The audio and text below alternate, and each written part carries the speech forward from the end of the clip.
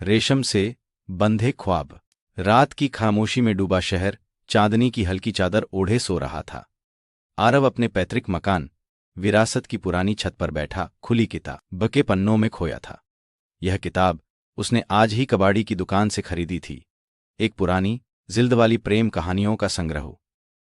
आँख के मंद झोंकों से पन्ने सरसरा रहे थे और अचानक एक सूखा हुआ गुलाब और उसके साथ एक खत किताब से फिसल कर उसकी गोद में आ गिरा। गुलाब की पंखुड़ियां समय के थपेड़ों से पीली पड़ चुकी थीं, मगर उसकी सुगंध अब भी धुंधली सी महसूस हो रही थी। आरव ने खत खोला। स्याही से लिखे शब्द किसी अनजानी आत्मा की गहराइयों से निकले थे। प्रिय अज्ञात यात्री, तुम्हारी खामोशी में भी मुझे एक संगीत सुनाई देता है, एक अनकही कहानी जो शायद मेरे ही दिल की धुन है। काश मेरे शब्द तुम तक पहुंच सकें। खत बेनाम था, लेकिन उसकी हर पंक्ति में एक मीठा दर्द और प्रतीक्षा की गहरी भावना छुपी थी। आरव की आंखें उस खत पर टिकी रह गईं। शहर की नींद में डूबी गलियों से आती आवाजें उस पल उसके लिए थमसी गई थीं। यह सिर्फ एक खत नहीं था, यह एक अनभूस पहेली थी, एक अनाम पुकार थी जिसने उसके मन में हलचल मचा दी थी। कुछ दिनों तक आरव के मन में उस खत और बेनाम गुलाब की यादें घूमती रहीं। यह घटना जैसे एक नई हवा ले आई थी उसकी शांत जिंदगी में। वह रोज सुबह पास के लाइफ नाम की पुरानी किताबों की दुकान पर जाने लगा, जहां उससे अक्सर कोई न कोई अनोखी पुरानी चीज मिल जाती थी। एक दिन उसने एक और पुरानी कविता संग्रह खरीदा। घर आकर जब उसने उसे खोला तो फिर वही सूखे गुलाब की महक और एक और खत। इस बार खत में लिखा था, तुम क्या जानते हो, कितनी बार मेरे नजदीक से गुजरे हो और हर बार मेरा दिल एक अनाम धुन पर नाच उठा है। यह शहर बड़ा है और हम छोटे से पत्ते हवा के झोंके पर कब तक साथ चलेंगे। इस बार खत में एक और संकेत था, एक छोटी सी हाथ से बनी हुई पंछी की कलाकृति रेशमी धागे से बंधी हुई। आरव हैरान रह गया। यह महज इत्तेफाक नहीं था, कोई जानबूझकर उसे ये खत भेज रहा था। कौन था वह? क्या वह उसे जानता था? उसके दिल में अनजानेपन की एक मीठी पीड़ा उठने लगी। उसकी उत्सुकता अब जुनून में बदल रही थी। आरव ने खतों में छुपे संकेतों को समझना शुरू किया। उनमें अक्सर शहर के कुछ पुराने कोनों, गुमनाम गलियों और समय से ठहर गए बगीचों का जिक्र होता था। एक खत में बारविन, जहां पुरानी इमारतें चाँद से बातें करती हैं और जामुन के पेड़ अपनी कहानियां सुनाते हैं, ऐसा कुछ लिखा था। आरव को तुरंत याद आया शाही बाग का पिछला हिस्सा, जहां एक पुराना जामुन का पेड़ और एक खंडहर महल था। वह अगले दिन ही वहां पहुंच गया। बगीचे में हल्की धूप फैली थी और पत्तों की सरसराहट एक धीमी धुन गुनगुना रही थी। बेंच पर, जहां अक्सर बूढ़े लोग बैठे बतियाते थे, एक और खत रखा था। इस बार खत एक छोटे रेशम पर्स में था, जिसके ऊपर एक मोर पंख लगा था। मैंने तुम्हें कई बार देखा है उस जामुन के पेड़ के नीचे। तुम्हारी आंखों में एक पूरा संसार छिपा होता है। क्या यह मेरा भ्रम है या तुम भी किसी अनाम कहानी की तलाश में हो? खत में एक सवाल था जिसने आरव के दिल को छू लिया। उसकी आंखें पूरे बगीचे में उस अनाम खत लिखने वाली को तलाशने लगीं। उसने देखा थोड़ी दूर पर एक लड़की मीरा, जो अक्सर अल्फाज में किताबों के बीच दिखती थी, एक नज़्म की किताब पढ़ रही थी। उसकी नज़रें भी कभी कभी आरव पर ठहरती थीं, एक पल के लिए, फिर वापस अपनी किताब पर। एक अजीब सी तरंग आरव के मन से गुजरी। मीरा और आरव की मुलाकातें अब अक्सर होने लगी थीं, चाहे वे अल्फाज बुक स्टोर में हो या शाही बाग के उस जामुन के पेड़ के नीचे। वे अक्सर पुरानी किताबों, शायरी और शहर के भूले बिसरे इतिहास पर बातें करते। मीरा की आवाज में एक अनोखी मिठास थी और उसकी आंखों में कहानियों की गहराई। आरव को उसकी बातें सुनना बहुत पसंद था।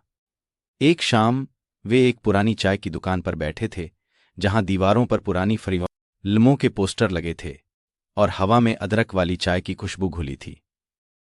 मीरा ने आरव को बताया कि वह एक सांस्कृतिक विरासत संरक्षक है और पुराने स्मारकों, कहानियों को सहेजने का काम करती है। आरव ने उससे बेतकल्लुफ होकर पूछा, मीरा, तुम्हें पुरानी चीजों में क्या दिखता है? मीरा ने एक पल सोचा, अपनी आंखों में चमक लिए कहा, उनमें कहानियां दिखती हैं आरव। हर पुरानी चीज की अपनी एक आत्मा होती है, एक जुबान होती है जो बस सुनने वाले की तलाश में होती है। आरव को लगा जैसे वह किसी और की बात कर रही हो, उस अनाम खत लिखने वाली की। उसके दिल में एक टीस उठी, काश मीरा ही वह हो, लेकिन वह यह बात मीरा से कह नहीं पाता था। खतों का सिलसिला अब भी जारी था। एक हफ्ते बाद आरव को एक और खत मिला। इस बार उसके घर के दरवाजे पर एक छोटे मिट्टी के घड़े में छुपा हुआ, जिसमें ताजे चमेली के फूल थे। तुम्हारे घर के सामने से गुजरते हुए मैं अक्सर सोचती हूं, क्या अंदर भी वही खामोशी है जो तुम्हारी आंखों में दिखती है। मुझे तुम्हारी वो पुरानी कविताओं की किताब बहुत पसंद है जिसमें अल्फाज ए इश्क की गजल है। उसकी पहली पंक्ति कितनी खूबसूरत है ना? इस खत ने आरव को चौंका दिया। अल्फाज ए इश्क एक बेहद दुर्लभ और व्यक्तिगत संग्रह था जिसे उसने अल्फाज बुक स्टोर से खरीदा था। उसे याद नहीं था कि उसने कभी किसी से उसका जिक्र किया हो। खत में लिखी गजल की पहली पंक्ति थी, लबों पर खामोशी है पर आंखों में है इकरार। आरव को अचानक याद आया, एक दिन अल्फाज बुक स्टोर में जब वह किताब खरीद रहा था, मीरा पास ही खड़ी थी। शायद उसने उसे देखा होगा या यह कोई और था। उसका मन एक कश्मकश में उलझ गया। उसने अगली बार मीरा से मिलने पर जानबूझकर उस गजल का जिक्र किया। अगली शाम आरव और मीरा शहर के पुराने किले के बगीचे में मिले, जहां शाम की हल्की धूप पेड़ों से छनकर नीचे आ रही थी। दूर कहीं से मंदिर की घंटियों की आवाज आ रही थी और हवा में फूलों की सुगंध घुली थी। आरव ने मीरा से पूछा, मीरा, कभी कभी मुझे लगता है कि यह शहर अपनी ही कहानियां सुनाता है। तुम्हें क्या लगता है? क्या दीवारों के भी कान होते हैं? मीरा मुस्कुराई। उसकी आंखों में एक शरारत थी। दीवारों के कान हो न हो आरव, पर दिलों के जरूर होते हैं। और हां, इस शहर की हर गली, हर पत्थर में एक कहानी दबी है जो बस सही वक्त का इंतजार कर रही है। फिर आरव ने बात का रुख मोड़ा और कैजुअली पूछा, मीरा, क्या तुमने कभी अल्फाज ए इश्क पढ़ी है? उस कवि की गजलें, लबों पर खामोशी है पर आंखों में है इकरार। कितनी खूबसूरत है ना ये पंक्ति। मीरा का चेहरा एक पल के लिए सफेद पड़ गया। उसकी मुस्कुराहट फीकी पड़ी और उसकी आंखें आरव की आंखों से मिली। एक अजीब सी खामोशी दोनों के बीच छा गई। फिर मीरा ने धीरे से कहा, हाँ आरव, बहुत खूबसूरत है। और इससे अगली पंक्ति भी। और इस इकरार इश्क में डूबा है मेरा संसार। आरव को लगा जैसे जमीन उसके पैरों के नीचे से खिसक गई हो। उसकी सांसें तेज हो गईं। वही पंक्ति, वही शब्द, यह महज इत्तेफाक नहीं हो सकता था। मीरा की आंखों में अब कोई शरारत नहीं थी, सिर्फ एक गहरा एहसास था, एक स्वीकारोक्ति। उस पल बगीचे की हवा भी थम गई थी। आरव की आंखों में कई सवाल थे और मीरा की आंखों में उनकी परछाई। खामोशी ने हर बात साफ कर दी थी। मीरा ने धीरे से अपनी पर्स से एक रेशमी लिफाफा निकाला, ठीक वैसा ही लिफाफा जैसे आरव को पहले मिला था, और आरव की ओर बढ़ाया। लिफाफे के अंदर वही खूबसूरत लिखावट, वही स्याही और एक सूखा गुलाब।